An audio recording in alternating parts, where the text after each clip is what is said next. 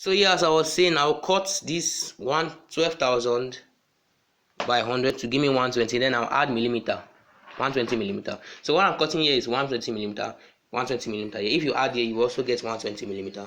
Then here is 170 millimeter. So that's the overall building. So I'll cut that now. I'll cut that. So you just place your ruler on the base and you draw a straight line. Then you cut your 170 starting from any point. So let me start and cut my 170 from 0 to 170. So I have it here. So let me shift it so you can.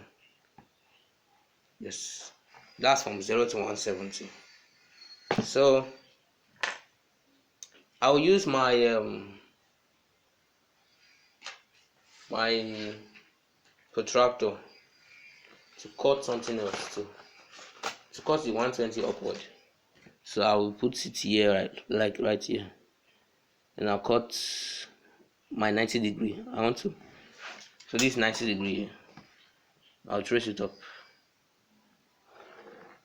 Then I'll cut 120, which is for this side, from here to here, which is 120. From here to here is 120. So that's what I'm cutting right here. I'm cutting the 120 right here. So cut the 120, 0 to 12. So that's 120. This 12 centimeter is also 120 millimeter. So I'm also counting 120. So this 12 or 120. Then in the opposite side too, I'll do the same thing. I'll go over here, cut 90 degree. So I'll trace it up. Then I'll cut 120. That's this one right here. So now I will join those two tops together. I'll join the two tops together. So your building drawing is a large paper. So you have to use a large paper for it. So this is my square now.